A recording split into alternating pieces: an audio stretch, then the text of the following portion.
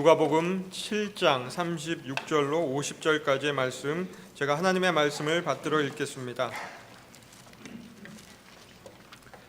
한 바리새인이 예수께 자기와 함께 잡수시기를 청하니 이에 바리새인의 집에 들어가 앉으셨을 때에 그 동네에 죄를 지은 한 여자가 있어 예수께서 바리새인의 집에 앉아 계심을 알고 향유 담은 옥합을 가지고 와서 예수의 뒤로 그 발 곁에 서서 울며 눈물로 그 발을 적시고 자기 머리털로 닦고 그 발에 입 맞추고 향유를 부으니 예수를 청한 바리새인이 그것을 보고 마음에 이르되 이 사람이 만일 선지자라면 자기를 만지는 이 여자가 누구며 어떠한 자 곧 죄인인 줄을 알았으리라 하거늘 예수께서 대답하여 이르시되 시몬아 내가 네게 이를 말이 있다 하시니 그가 이르되 선생님 말씀하소서. 이르시되 빚 주는 사람에게 빚진 자가 둘이 있어 하나는 500데나리온을 졌고 하나는 50데나리온을 졌는데 갚을 것이 없으므로 둘 다 탕감하여 주었으니 둘 중에 누가 그를 더 사랑하겠느냐. 시몬이 대답하여 이르되 내 생각에는 많이 탕감함을 받은 자니이다. 이르시되 내 판단이 옳다 하시고 그 여자를 돌아보시며 시몬에게 이르시되 이 여자를 보느냐. 내가 내 집에 들어올 때 너는 내게 발 씻을 물도 주지 아니하였으되 이 여자는 눈물로 내 발을 적시고 그 머리털로 닦았으며 너는 내게 입 맞추지 아니하였으되 그는 내가 들어올 때로부터 내 발에 입 맞추기를 그치지 아니하였으며 너는 내 머리에 감람유도 붓지 아니하였으되 그는 향유를 내 발에 부었느니라. 이러므로 내가 네게 말하노니 그의 많은 죄가 사하여졌도다. 이는 그의 사랑함이 많음이라. 사함을 받은 일이 적은 자는 적게 사랑하느니라. 이에 여자에게 이르시되 내 죄 사함을 받았느니라 하시니 함께 앉아 있는 자들이 속으로 말하되 이가 누구이기에 죄도 사하는가 하더라. 예수께서 여자에게 이르시되 내 믿음이 너를 구원하였으니 평안히 가라 하시니라. 아멘. 예수님께서 믿음에 대해서 여러 가지로 말씀하셨습니다. 주님의 부활을 믿지 못했던 제자 도마에게 믿음의 복에 대해서 말씀해 주셨습니다. 믿음 없는 자가 되지 말고 믿는 자가 되라. 너희는 나를 본고로 믿느냐? 보지 못하고 믿는 자들은 복되도다. 이렇게 믿음의 복에 대해서 말씀해 주셨습니다. 예수님은 믿음의 역사에 대해서 말씀해 주셨습니다. 너희가 만일 믿음이 한 겨자씨만큼만 있으면 이 산을 명하여 여기서 저기로 옮기라 하여도 옮길 것이요 또 너희가 못할 것이 없으리라. 믿음의 역사에 대해서 말씀해 주셨습니다. 믿음의 복과 믿음의 역사를 기대하지 않고 사는 우리의 믿음은 거짓된 믿음입니다. 믿음은 결코 관념적인 것이 아니라 우리에게 복을 주시고 역사를 이루게 하시는 것이 믿음입니다. 믿음은 열쇠와 같은 것입니다. 같은 상황과 같은 자리에서 믿음이 있는 사람이 있는가 하면 믿음 없는 사람이 있습니다. 보지 않고도 믿는 사람이 있는가 하면 보면서도 믿지 못하는 사람이 있습니다. 예수님의 사역을 지켜보았던 군중들, 그 군중들이 예수님을 어떻게 생각하는지 주님이 제자들에게 물어보았습니다. 군중들이 생각하기를 주님은 선지자이고 혹은 예레미야이고 혹은 죽었다가 살아난 세례 요한이라고 군중들의 의견을 제자들이 말했습니다. 그 대답을 들은 주님께서 제자들에게 물었습니다. 그러면 너희는 나를 누구라고 생각하느냐? 똑같이 주님의 사역을 보고 들었던 이 제자들은 어떻게 주님을 생각하는지 물어보았습니다. 그때 제자 중에 베드로가 대답을 합니다. 주는 그리스도시요 살아계신 하나님의 아들입니다. 이렇게 믿음의 고백을 하였습니다. 이 대답을 들은 주님은 베드로에게 말씀하시기를 바요나 시모나 이를 내게 알게 하니는 혈육이 아니요 하늘에 계신 내 아버지시니라. 이렇게 말씀을 하면서 베드로에게 특별한 영적 열쇠를 주셨습니다. 이것은 믿음의 열쇠입니다. 땅에서 열면 하늘에서도 열리고 땅에서 닫으면 하늘에서도 닫히는 믿음의 열쇠를, 믿음의 고백을 한 제자 베드로에게 주었습니다. 믿음은 열쇠와 같은 겁니다. 이 열쇠를 가진 사람은 그의 인생, 새로운 인생의 문을 열게 됩니다. 더 이상 시몬이 아니라 베드로라는 위대한 사도의 삶을 살게 되었습니다. 믿음은 우리의 인생을 바꾸는 열쇠, 새로운 인생의 문을 열 수 있는 열쇠와 같은 것이라 할 수 있습니다. 오늘 본문을 보면 똑같이 예수님을 인생 가운데서 만났지만 예수님을 믿음으로 바라본 사람이 있는가 하면 그렇지 못한 두 사람의 이야기가 대조적으로 거기에 나옵니다. 한 사람은 종교 지도자이면서 사회 중심 인물이었던 바리새인 시몬이라는 사람입니다. 다른 한 사람은 같은 동네에 이웃으로 살고 있던, 사람들로부터 정죄당하며 살고 있던 한 이름 없는 여인이 나옵니다.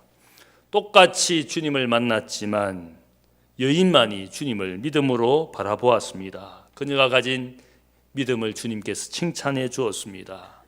인생에 같은 기회와 같은 선택이 있었지만 그러나 여인만이 믿음으로 주님을 선택했습니다. 그리고 그것은 그녀의 인생의 열쇠와 같아서 새로운 인생의 문을 열고 들어가서 새로운 인생을 살게 된 하나의 이야기입니다. 이 여인의 믿음이 무엇인지를 본문을 통하여 나누어 보기를 원합니다. 첫 번째는 이 여인은 예배하는 믿음이 있었습니다. 한 바리새인이 예수님을 자신의 집에 초청했습니다. 식사의 교제를 나누기 위해서 주님을 초청했습니다. 예수님의 사역을 보면 누가복음 앞부분에 보면 많은 바리새인들이 주님을 바라보면서 주님을 질시하기 시작하고 의심하기 시작했습니다. 드디어는 예수님을 책잡기 위해서 많은 바리새인들이 노리고 있었습니다. 이 바리새인, 예수님을 초청한 바리새인 시몬이라고 알려진 이 바리새인은 예수님을 초청했습니다. 예수님을 좋아해서 자신의 집에 초청한 것이 아니라 어쩌면 숨겨진 의도가 있었습니다. 예수님을 초청해 놓고 의도적으로 공개적으로 예수님을 무시하고 굴욕을 주기 위해서 아마 초청을 한 것 같습니다. 왜냐하면 당시의 문화적인 관습에 따르면 손님을 자신의 집에 초청했을 때는 늘 하는 관습이 있습니다. 종을 시켜서 손님의 발을 씻겨주고 뜨거운 태양 아래에서 노출되어서 자신의 집까지 온 그 손님을 잘 접대하기 위해서 종으로 하여금 감람류를 머리에 바르게 해서 피로를 풀어주게 하는 것이 이 주인이 접대해야 될 하나의 관습이었습니다. 주인은 또한 손님을 환영하는 마음으로 형식적인 인사로서 입맞춤을 하게 되어 있습니다. 그런데 오늘 본문을 보면 주님을 손님으로 초청해 놓고 바리새인은 그 어떤 존중도 혹은 손님을 대접하는 매너도 지키지 않습니다. 오히려 주님을 무시했습니다. 그런데 이 바리새인 시몬의 그런 모습 가운데도 주님은 어떤 반박도 분노도 하지 않습니다. 멸시당하고 경시되었던 그런 자리였지만 주님은 분노하지 않았습니다. 그러는 가운데 한 여인의 이야기가 나옵니다. 이 여인은 그 가정에 초대받지 않은 여인이었습니다. 많은 바리새인들과 손님들이 거기에 있었지만 이 여인은 초청받을 수 없는 여인이었습니다. 왜냐하면 이 동네에서 죄를 짓고 살았던 부정한 죄인으로 취급당한 사람이기 때문에 특별히 바리새인의 집에는 갈 수도 또 올 수도 없는 사람입니다. 바리새인이란 뜻이 무엇입니까? 우리는 죄인과 분리된 사람이다. 분리주의자라는 뜻을 가진 것이 이 바리새라는 뜻을 가지고 있습니다. 나는 저런 사람이 아니다. 나는 결코 죄와 상관이 없고 죄인과 접촉하지 않는 사람이라고 스스로 생각했던 사람들이 바리새인이었는데 이 여인은 그 동네에서 죄인 취급당하던 여인이었기 때문에 결코 초청받을 수도 올 수도 없는 자리였습니다. 그 동네에 죄를 지은 여인이라는 그 의미는 아마 동네에서 창기로 살았던 여인이었을 것입니다. 온 동네 사람이 미워하고 질시하고 배척하는 그런 창기의 삶을 살았던 여인이기 때문에 그 동네에서 많은 죄를 지은 여인이라고 그렇게 소개하고 있습니다.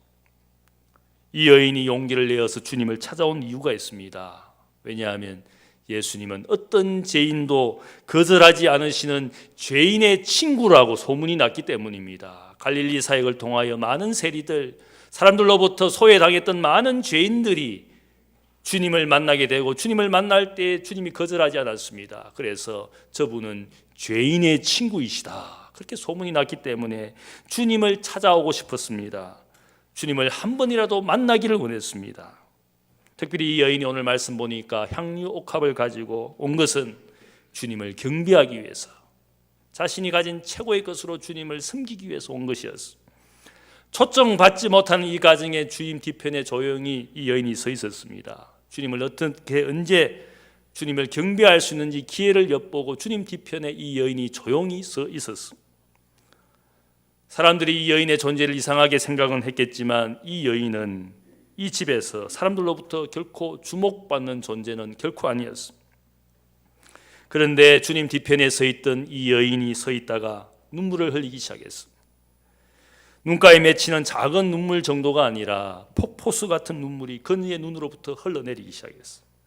드디어는 자신의 곁에 있는 주님의 발을 적실 정도로 이 눈물이 홍수가 되어서 주님 발을 적시고 있었어요.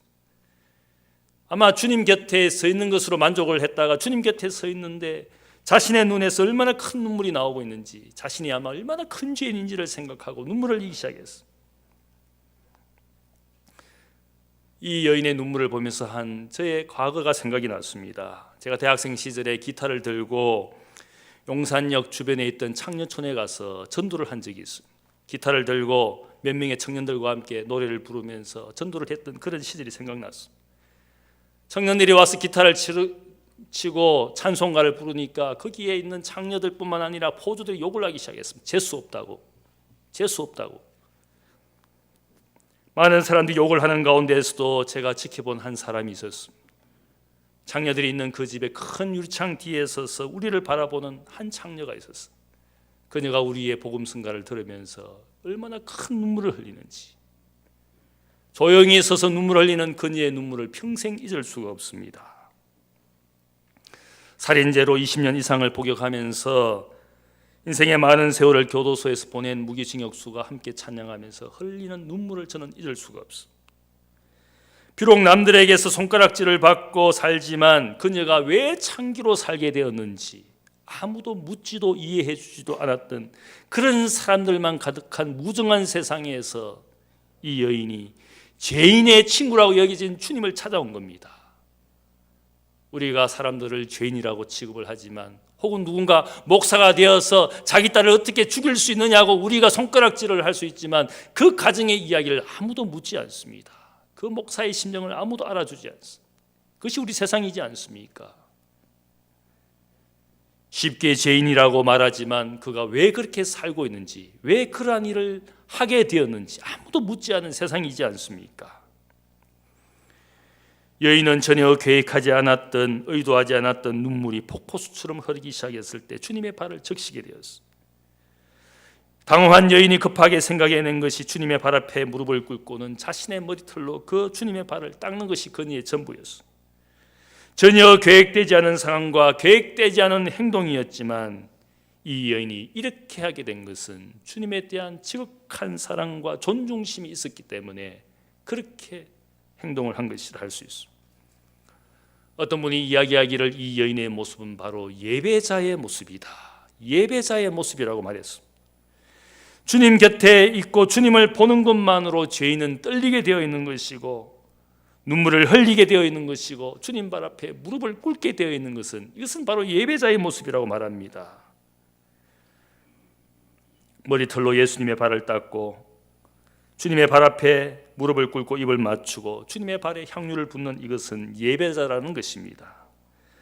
입 맞추었다라는 이 표현은 주인이 손님을 맞이하는 형식적인 그런 입맞춤의 인사가 아니었습니다.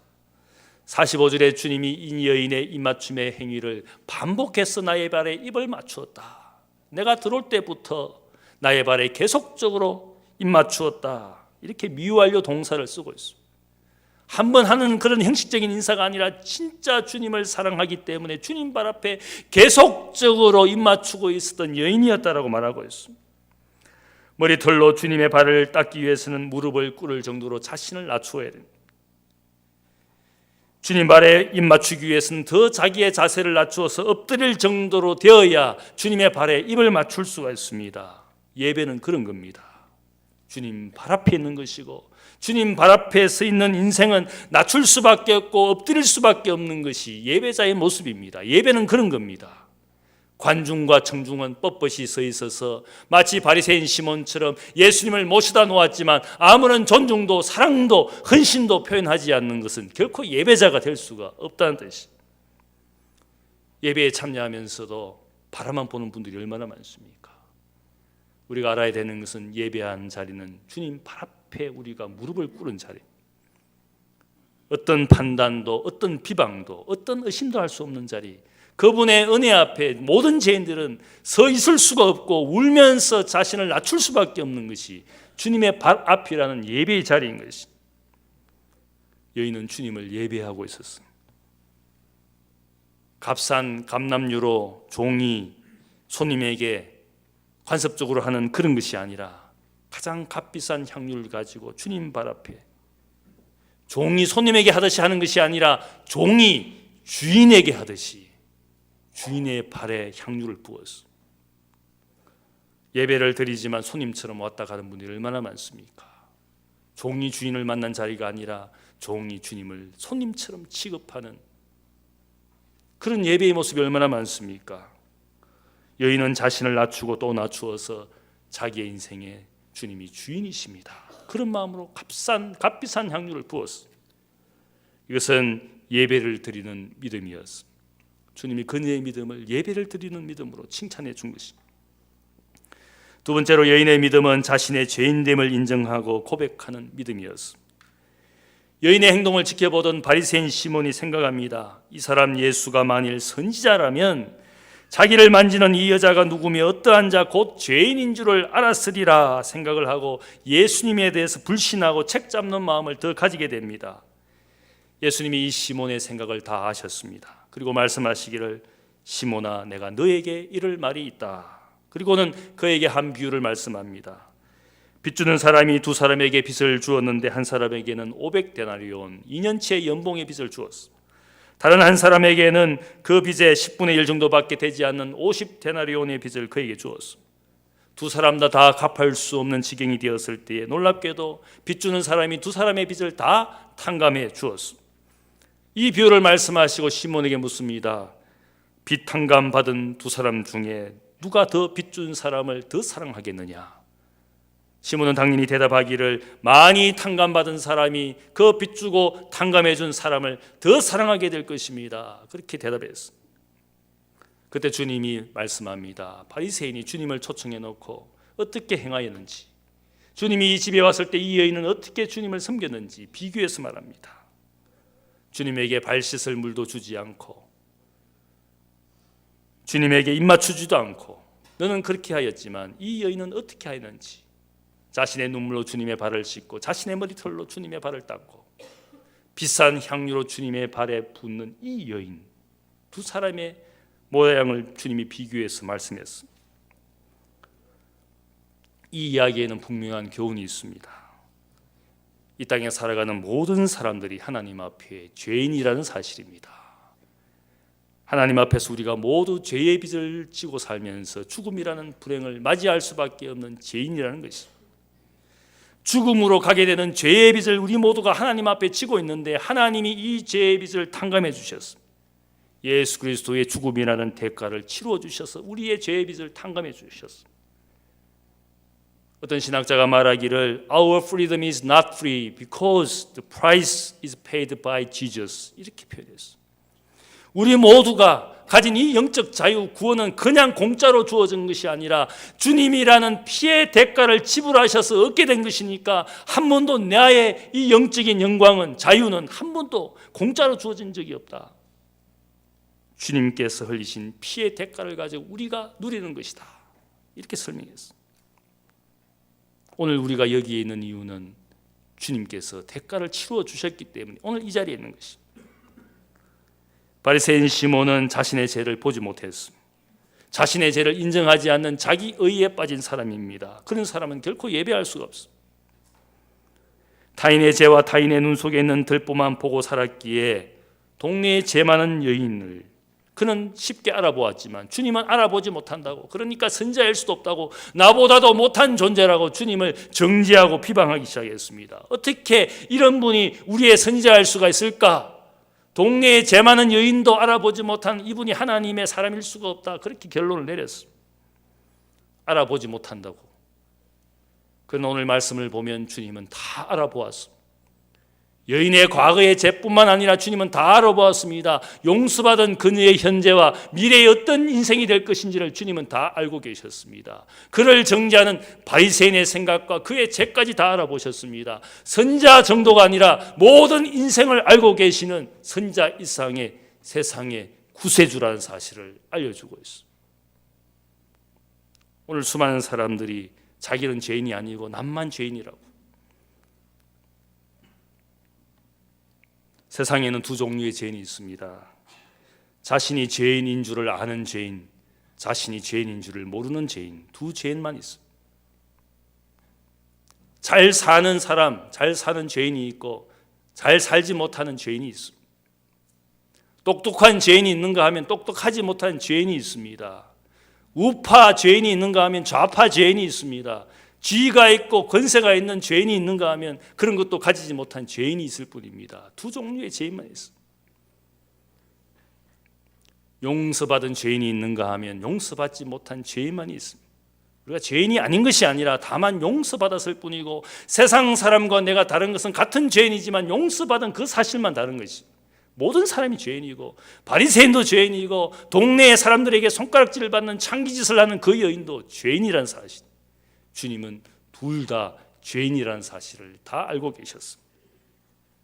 과거의 모습만 알고 계시는 것이 아니라 현재와 그 인생의 미래까지 알고 계시는 선지자 이상의 세상의 주인 되신 주님이라는 사실을 알고 계십니다. 그 동네의 사람들과 이 집에 와 있는 사람들은 이 여인이 죄인이라는 사실을 주목했습니다. 오늘 이야기의 시작도 어떻게 시작합니까? 동네에 죄 많은 여인이 있어서 이렇게 시작합니다. 사실은 이 헬라어 원문을 보면 이렇게 시작합니다. 보라, 동네에 죄를 지은 여인을 보라. 그렇게 시작합니다. 이 독자에게 청중에게 이 여인이 죄인인 것을 주목하게 만듭니다. 오늘 이야기를 보면 그런데 다른 한 죄인을 주목시킵니다. 주님이 말씀합니다. 시몬아, 내가 너에게 이를 말이 있다. 이 모든 이야기 가운데 주님이 누구를 주목하느냐? 다른 한 죄인을 주목합니다. 시몬아, 내가 너의 인생에 할 말이 있다. 이 말씀은 너가 죄인이다. 그녀만 죄인인 것이 아니라 내가 너에게 해줄 말이 있다. 그가 죄인이라는 사실을 지적합니다. 주님이 그의 집에 오셨을 때에 발 씻을 물도 주지 않고 입 맞추지도 않고 손님에 대한 존중과 환영조차 하지 않는 값싼 감람류조차 붙지 않는 너의 인생을 내가 말한다. 너에게 주목한다. 그가 그렇게 하지 않은 이유는 자신을 한 번도 죄인이라고 생각한 적이 없기 때문에 주님을 환영하지 않았어요. 자기 의에 빠진 사람 세상에 얼마나 많습니까? 왜 예배하는 자리를 찾아오지 않는 줄 아십니까? 자기 의가 너무 가득하기 때문에. 그런 사람 세상에 너무 많지 않습니까? 바리새인 시몬에게 주님이 눈길을 맞추었습니다. 모든 사람들은 동네에 죄 많은 여인에게 눈길을 맞추었지만 주님의 눈길은 바리새인이라는 죄인의 눈을 맞추었습니다. 어떤 인생도 주님의 눈길을 피할 수가 없습니다. 우리의 인생을 결정짓는 한마디가 있다고 생각을 합니다. 그 말은 주님, 나는 죄인입니다. 이 말이 우리의 인생을 결정짓는 말이에요. 또한 우리의 인생을 바꾸어주는 한마디입니다. 왜냐하면 바리새인 시몬은 이 말을 고백하지 못했습니다. 자신은 의에 빠진 사람이기 때문에 자신은 죄인이라고 생각한 적이 없기 때문에 한 번도 주님을 만나서 주님 나는 죄인입니다 이 고백을 하지 못했습니다. 똑같은 이름을 가진 사람이 사도행전 8장에 봅니다. 시몬이라는 사람이 나오는데 이 사람은 마술사 시몬이었어요. 사도들이 기도함으로 성령의 역사가 사마리아 사람들에게 임할 때 이 사마리아 땅에 살고 있는 마술사 시몬이 자신도 저런 성령의 역사를 구했습니다. 돈을 주고 성령의 역사를 사기를 사도에게 요청했습니다. 이 마술사 시몬은 돈 버는 것이 인생의 목적이었어요. 사람들에게 인기 있는 것이 인생의 목적이었습니다. 돈을 주고라서도 저 사도들이 가진 성령의 역사를 내가 가지고 싶다 그렇게 요청했어요. 그때 사도들이 너의 돈과 함께 망할지어다 그렇게 이야기했어요. 마술사 시몬은 많은 사람들이 성령을 받고 자신이 죄인인 것을 고백하는 그 자리에도 성령의 역사로 권능을 행하는 거기에만 관심이 있었지 하나님 앞에 자신이 죄인이라는 사실을 한 번도 고백하지 않았어요. 그런데 같은 이름을 가진 사람이지만 다른 인생이 있습니다.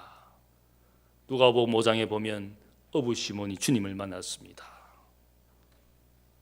어부 생활하면서 얼마나 단조로운 삶을 살며 그날도 그 밤도 고기 한 마리 낚지 못해서 좌절하고 실패하고 아무 생각 없이 그물을 씻고 있는 그에게 주님 다가오셔서 깊은 데로 가서 다시 그물을 내리라. 주의 말씀에 의지하여 내가 그물을 다시 내려보겠습니다. 그물을 내렸을 때 많은 고기가, 놀라운 기적 같은 일이 그의 눈앞에 벌어졌어. 그 주님의 놀라운 역사를 바라보면서 그의 단 한마디 첫 번째 고백은 주여 나는 죄인입니다. 나를 떠나소서. 감당치 못할 은혜와 사랑을 받은 죄인입니다. 그의 인생 어부 시몬은 자신의 인생을 죄인이라고 고백했어. 그때부터 그의 인생이 바뀌었어. 더 이상 시몬이 아니라 너의 이름을 앞으로 베드로라. 사람 낚는 어부가 되게 할 것이다. 그의 믿음을 통하여 죄인이라고 고백하는 그의 믿음으로부터 그의 인생이 바뀌었어.